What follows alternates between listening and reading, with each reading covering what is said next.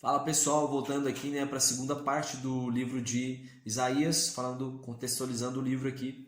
E começamos aqui no capítulo 8, né, paramos aqui nele, e vai dizer assim que por mais que as nações elas façam plano, sabe, por mais que elas elaborem ali um plano a ser traçado, Deus, né, está sempre no controle, é Ele que domina.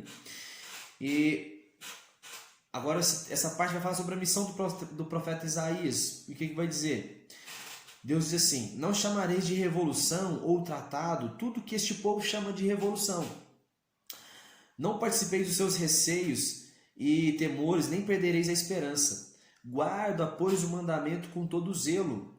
Sela a lei e firma este ensino no coração dos meus discípulos.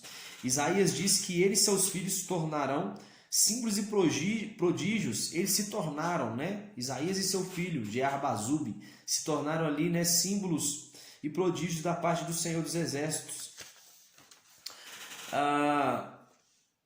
O povo, né, começava a marchar desesperado, né, blasfemando ali contra Deus. Então, né, mais uma parte aqui que Isaías faz questão de estar ressaltando.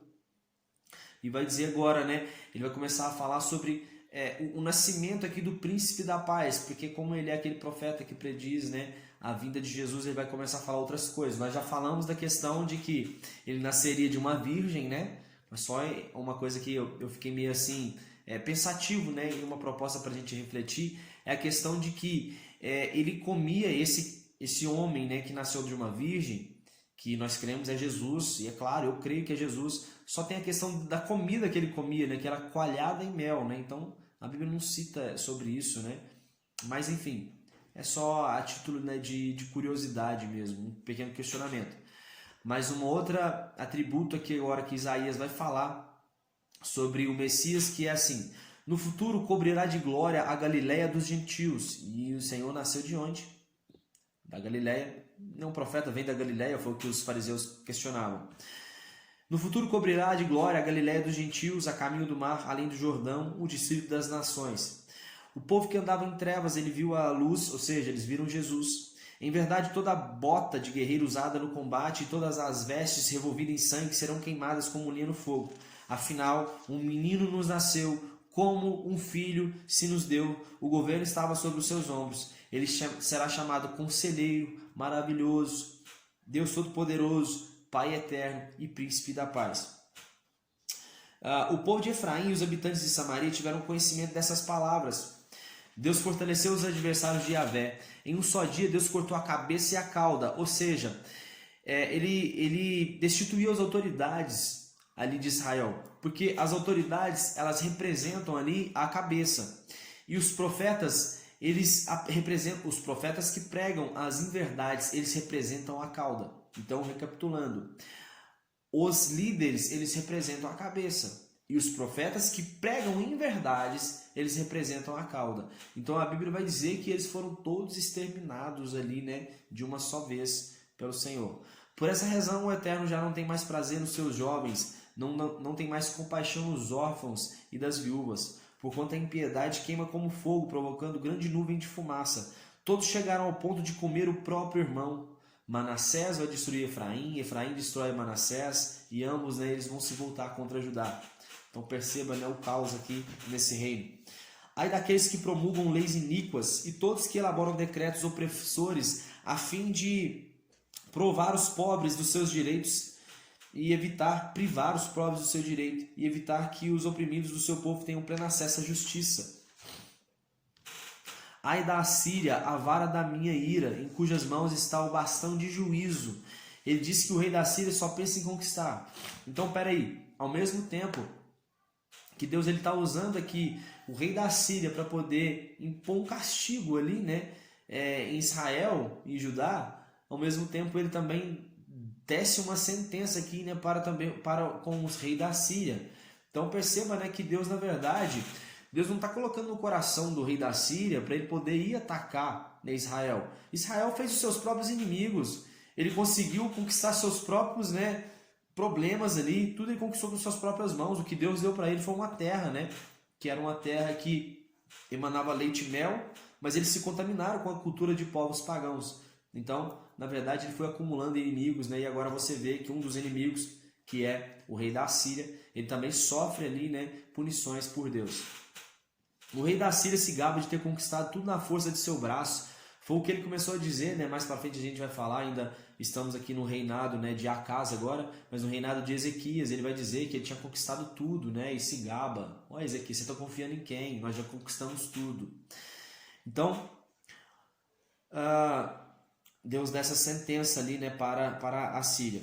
Os remanescentes da casa de Jacó passaram a confiar somente em Deus. Um remanescente chamado Sear-Jazub, porque esse aqui é o filho, né, de Isaías, isto é, os sobreviventes voltarão. Então vai falar do período aqui pós-exílio, né? Pós-exílio vão ter ainda remanescentes, pessoas que vão voltar para a casa de Israel, e esses remanescentes vão voltar a erguer ali o reino. Vai falar sobre todo o ataque assírio aqui, né? Conquistando aqui o reino de Israel. E agora ele vai começar a falar também, né, mais outras atribuições aqui, né, a vinda, né, do Messias. E diz assim: eis que um ramo surgirá do tronco de Jessé, e das suas raízes um rebento brotará. Ele julgará com retidão e carinho todos os necessitados, com justiça tomará decisões em favor dos pobres. Usará a sua palavra como se fosse um cajado, ferirá a terra e com o sopro da sua boca exterminará os ímpios. Toda a terra se encherá de conhecimento do Senhor, assim como as águas cobrem o mar. Naquele dia a raiz de Jessé se erguerá com sinal para os povos, será procurada pelas nações e sua morada cobrirá de glória.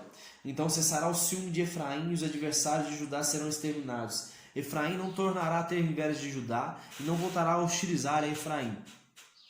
Yahvé secará o golfo do mar do Egito por meio de um vento muito forte, varrerá com a mão o rio Eufrates e dividirá em 7 rios, a fim de que eles possam atravessar com sandálias. Então perceba aqui também que é mais uma profecia futura, né, ainda. Porque assim, nós temos o mar secando ali para o povo do Egito, né, que eles saem do êxodo ali. Você vê o rio Jordão se abrindo ali, né, para poder Eliseu se atravessar. Quando também no período ali de Josué, os anciões ali, eles estavam atravessando também, os sacerdotes, né, atravessaram com a Arca da Aliança, o rio. Então perceba que agora, né, vai dizer que o rio Eufrates, né, esse é um outro rio agora, que ele vai secar e pessoas vão atravessar ele em sandálias, né, vão atravessar com as suas próprias sandálias, ou seja, a pé. Porquanto Yahvé, sim, o Senhor é a minha força e o meu cântico. Ele é a minha salvação, bradai com júbilo, exultai os habitantes de Sião, porque magnífico é o santo de Israel entre o povo. Agora, Isaías ele vai ter uma visão aqui agora contra a Babilônia, que a Babilônia agora ela impôs seu jugo ali, né, sobre Judá. E diz assim: vê o exército do Senhor se reunindo para a guerra, eis portanto que está perto o dia de Yahvé, dia cruel, de ira e grande furor, para devastar a terra e exterminar dela todos os pecadores. Com efeito, as estrelas do céu e as suas constelações não mostrarão a sua luz. O sol nascente escurecerá e a lua não dará a sua claridade costumeira. A Babilônia, a pérola dos reinos da terra, o esplendor e adorno do orgulho dos caldeus, será arrasada por Deus, à semelhança de Sodoma e Gomorra, que foram reduzidas à cinza. Então perceba também que aqui é um evento que pode falar da destruição da própria Babilônia, que escravizou aqui o povo de Judá, ou também de um evento futuro, porque perceba que fala assim que o sol vai escurecer, né? E a lua não vai dar sua claridade costumeira. Então é um evento aqui que, pelo menos assim, a Bíblia não deu uma base assim para a gente, né, para dizer que foi nesse evento. Mas perceba, né, que Isaías também fala sobre profecias que ainda irão se cumprir, ainda nos tempos de hoje. Deus fará Israel voltar ao seu próprio povo, a descendência de Israel possuirá os povos como servos e servas na terra do Senhor. Agora, palavras que vão ser ditas aqui, profecias ditas ao rei da Babilônia, que diz assim: como terminou a tua arrogância? Lembra que Nabucodonosor, ele, né, no final da sua vida, ele se tornou ali como se fosse um bicho, né, um animal caminhando ali nos pastos, né, e depois ele acaba ali se convertendo, vamos dizer assim, e Deus faz ele voltar à vida normal, mas ele acabou ali, né, perecendo durante um período da vida dele. E agora o que vai dizer a Bíblia aqui é sobre sentença sobre ele, que diz: como terminou a tua arrogância, que fim levou o opressor? O mundo inteiro descansa, está tranquilo, todos irrompem, né, em cânticos fala que a soberba do rei da Babilônia foi jogada na sepultura. E vai dizer algo curioso agora, que diz assim: como foi que caísse dos céus, ó estrela da manhã, filho da alvorada? Como fosses atirado à terra, tu que derrubavas todas as nações? Afinal, tu costumava declarar em teu coração: eu hei de subir até os céus, erguerei o trono acima das estrelas de Deus. Eu me estabelecerei na montanha da Assembleia, no ponto mais elevado de Zafon, ao alto do norte, o Monte Santo. Subirei mais alto que as nuvens e tornar-me-ei semelhante ao Altíssimo. Deus diz que vai extirpar a Babilônia da face da terra. Mas agora perceba, né, o que a Bíblia vai relatar, que o rei da Babilônia ele dizia. São frases aqui que você pode, um texto, né, esse pequeno texto aqui, que você pode estar relacionando muito bem com Satanás, que ele queria ser semelhante ao Altíssimo, né, queria ser maior que Deus. Então, assim, essas mesmas atribuições são dadas também aqui ao rei da Babilônia, e pode sim estar falando também, né, de Lúcifer aqui. Esmagarei a Síria da minha terra. Ele diz que a mão do Senhor não está estendida para executar seu juízo. Se a mão do Senhor está estendida para executar juízo, quem é que vai poder recolhê-lo? E agora fala do ano em que morreu o rei Acás. Lembra que Isaías, né, profetizou durante o reinado de 4 reis. Primeiro é o rei Uzias, segundo Jotão, terceiro Acás e o quarto é Ezequias. Então agora nós estamos falando do ano em que morreu o rei Acás. Vê essa advertência. Porquanto da raiz da cobra brotará uma víbora, e o seu fruto será uma grande serpente veloz. Lamenta o poeta. Grita, ó cidade, derretei todos vós, filisteus. Do norte vem um grande exército, e nenhum dos guerreiros desertou de suas fileiras. Então, aqui nós temos também, né, uma profecia contra Acás, que falando do exército aqui, né, dos babilônios que iam ali invadir Judá. Palavra de advertência contra Moabe.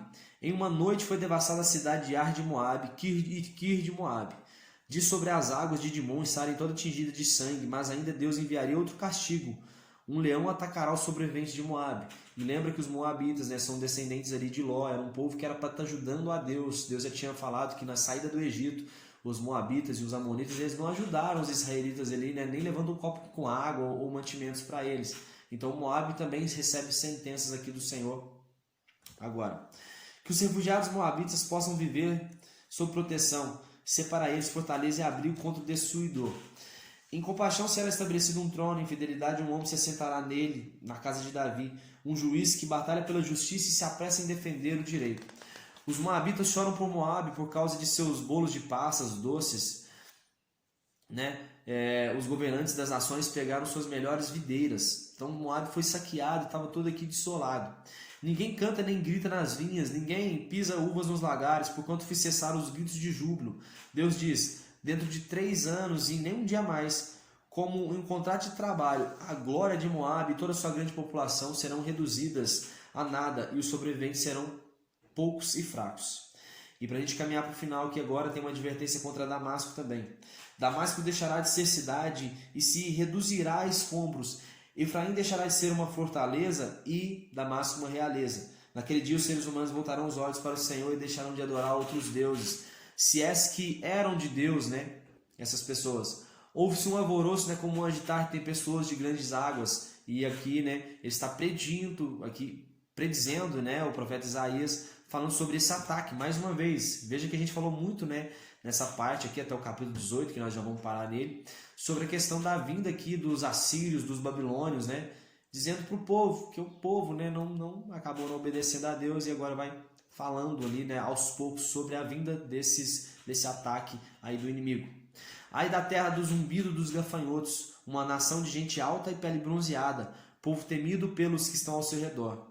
O Senhor cortará os ramos e frutos e deixará as aves e abutres comeres. Nesses tempos, os estílpes trarão ofertas ao Senhor a Sião.